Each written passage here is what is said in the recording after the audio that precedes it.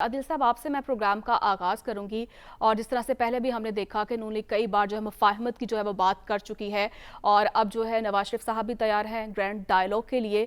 और इसमें ख़ास तौर पर जो अहम सवाल है, बानी पीटीआई क्या सोच रहे हैं, उनकी क्या ख्वाहिश है। और गालिबन जो है आरिफ अलवी साहब से उनकी तवील मुलाकात भी हुई थी, उन्हें एक सीक्रेट मिशन भी सौंपा गया है। और क्या पीटीआई क्या प्लान रखती है? देखिए, सबसे पहले तो ये बड़ी खुशाइन बात है कि जी। हमारी सियासी क़यादत को ये रियलाइज़ होना शुरू हो गया कि इस वक्त जो मुल्क को दरपेश चैलेंजेस हैं, मुश्किलात हैं, इनसे निकलने के लिए सियासी ग्रैंड सियासी जो डायलॉग है, ये ही एक आगे बढ़ने का वाहिद हल है। और इसमें कोई दूसरी राय नहीं है। चाहे हमारी जो सियासी क़यादत है, चाहे हमारी अस्करी क़यादत है, वो यही दोनों ये समझते हैं कि मुल्क को अगर आगे बढ़ना है तो सियासी जो जमातें हैं इनको मिल बैठकर जो कौमी इश्यूज़ पर इत्तफाक़ राय पैदा करके आगे बढ़ना है। जी। जो मुस्लिम लीग नून है और पाकिस्तान पीपल्स पार्टी, यानी इस वक्त बिलावल साहब भी जो एक तकरीब से खिताब फरमा रहे हैं, वो भी यही बात कर रहे हैं कि सियासतदानों को हाथ मिलाना है, सियासतदानों को बातचीत के ज़रिए मसाइल का हल जो है वो निकालना है। यही राना सनाउल्लाह साहब बात कर रहे हैं, और वो बुनियादी तौर पे अपनी जमात की नुमाइंदगी करते हुए ये कह रहे हैं कि मियां नवाज शरीफ जो है वो ग्रैंड डायलॉग के लिए तैयार हैं। आरिफ अलवी साहब ये कह रहे हैं जी बातचीत होनी चाहिए। लेकिन इसमें असल रुकावट क्या है? असल रुकावट ये है कि इमरान खान साहब, जो आपने सवाल भी किया कि वो क्या सोच रहे हैं, जी।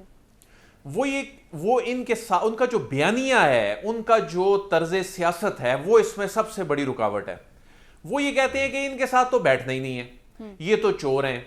उनका सारा बयानिया ये है कि यानी उनकी जमात के अलावा जो बाकी सारी सियासी जमातें और ख़ास तौर पे जो दो जमातें हैं, उन्होंने पूरा बयानिया इसके ऊपर बिल्ड किया और एहतसाब के ऊपर बिल्ड किया और इन सियासी जमातों के खिलाफ सियासत पर बिल्ड किया।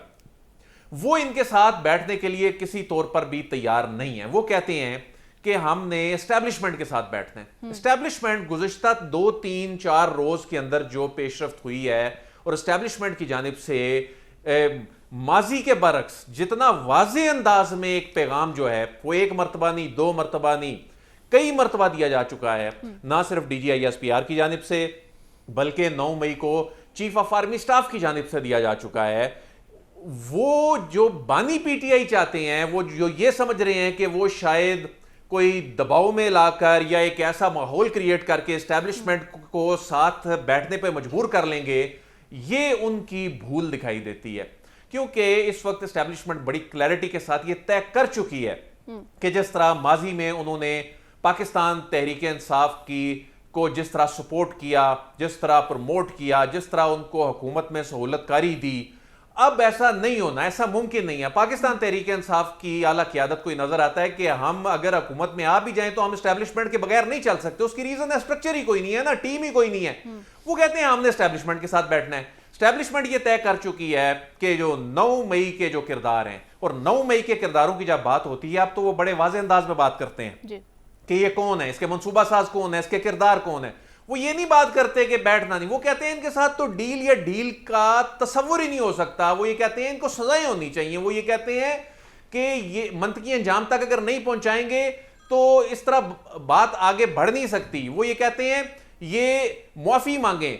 आगे से इन्होंने ऐसा माहौल सोशल मीडिया पे पैदा कर दिया, उल्टा इसका मजाक उड़ाना शुरू कर दिया। फिर किसी ने कहना शुरू कर दिया माफी तो हम अपने बाप से नहीं मांगते। तो फिर बैठना किसने किसके साथ है? इस वक्त मुल्क में आगे बढ़ने का वाहिद तरीका यही है। लेकिन मुझे इसके कोई असर नजर नहीं आ रहे कि आने वाले दिनों में मुझे कोई ग्रैंड डायलॉग होता नजर नहीं आ रहा। अच्छा, ये जो पाकिस्तान मुस्लिम लीग नून फिर ये क्यों कह रही है, जब जाहिर है उन्हें भी तो ये नजर आ रहा है ना कि आगे मंजरनामा क्या बनना है, लेकिन वो बार बार ये बात क्यों कर रहे हैं?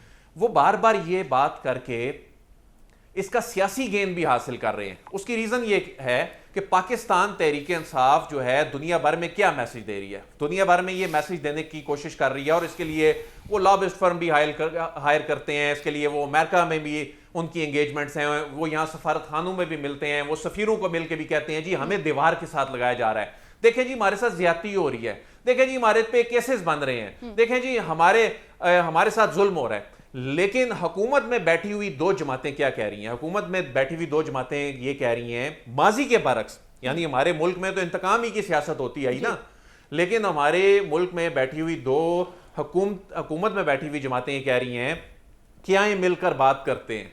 आपकी रिहाई से मुतल्लिक भी बात है ना, तो मिल के बैठ के करते हैं। आप ये कहते हैं ना फॉर्म 47 की बात है, जाली असम्बली है, ये बातें बैठ के ही होंगी ना। जब ग्रैंड डायलॉग की बात होती है तो फिर सारी उनकी रिजर्वेशन, उनके कंसर्न सुनने होंगे। तमाम एड्रेस नहीं हो सकते, थोड़े से एड्रेस कर देंगे, लेकिन मिल बैठेंगे तो बात होगी ना। बानी पीटीआई कहते हैं जी इनके साथ मिल बैठना ही नहीं है, इनके साथ नहीं बैठना, एस्टेब्लिशमेंट के साथ बैठना है, और इस बात पे मुसर हैं, और वो इस बात पे वो ये समझते हैं, और उनके जो करीबी लोग हैं उनसे बात करें तो ये समझते हैं कि हम मजबूर कर देंगे कि हमारे साथ बैठा जाए, इतना प्रेशर डेवलप कर देंगे, और ये सोशल मीडिया के जरिए और ये जो पब्लिक पल्स है इसके जरिए। लेकिन शायद वो ये उनकी मिसकैलकुलेशन है। माजी में बहुत सी चीजें उनकी मिसकैलकुलेशन साबित हुई, जिसमें असम्बलियां तोड़कर प्रेशर बनाना मिसकैलकुलेशन साबित हुआ, जिसमें असम्बलियों से इस्तीफे देके बाहर बैठना मिसकैलकुलेशन साबित हुआ, जिसमें वक्त पर इलेक्शन हो रहे थे और उन्होंने 25 मई 2022 को बैठने से इनकार कर दिया और वो बाहर निकल आए और इंतखाबात इसलिए ताखीर का शिकार हो गए। ये मिसकैलकुलेशन साबित हुआ। उसके बाद उन्होंने एस्टैब्लिशमेंट के अहम लोगों के नाम लेकर उन पर प्रेशर डालने की कोशिश की और उसमें उन्हें नुकसान हुआ। ये मिसकैलकुलेशन साबित हुआ। 9 मई एक बहुत बड़ी सियासी मिसकैलकुलेशन नहीं, सियासी ब्लंडर साबित हुआ। तो इस मर्तबा भी वो अभी तक ये समझते हैं कि हम इतना प्रेशर डेवलप कर देंगे कि ये हमारे साथ एस्टैब्लिशमेंट ही बैठेगी, ये जो लोग हैं इनकी कोई हैसियत नहीं है। हालांकि एस्टैब्लिशमेंट ये समझती है कि ये आपस में बैठें, आपस में अपने मामला तय करें, हमें इस सारे मामले से बाहर रखें। लेकिन अनफॉर्चुनेटली हमारी जो सियासी जमातें हैं ये इनकलाबी तो बहुत बनती हैं, ये बातें तो जमहूरियत की बहुत करती हैं, लेकिन अपना इनका स्ट्रक्चर कोई नहीं, अपनी इनकी टीम कोई नहीं, अपना नजरिया कोई नहीं। ये नजरियात भी तब्दील हो जाते हैं। कभी वोट को इज्जत दो का मामला जो है वो चंद महीने बाद तब्दील हो जाता है। यही सूरत हाल है जी। कभी ये कहते हैं पाकिस्तान तहरीक इंसाफ वाले जी एस्टैब्लिशमेंट को तो जी न्यूट्रल नहीं होना चाहिए, कभी वो कहते हैं जी इनको न्यूट्रल होना चाहिए। तो इनको समझ नहीं आ रही, हर बंदे की ख्वाहिश एंड पे यही है कि एस्टैब्लिशमेंट हमारे साथ चले। ये जितने अपने वोटर्स को, अपने लोगों को ये बात सुनाकर वोट लेते हैं ना, अपना बयानिया बनाते हैं कि हम बहुत बड़े इनकलाबी हो गए हैं, अब हमने जी नहीं, इनका किरदार बहुत कम होना चाहिए एस्टैब्लिशमेंट का। ये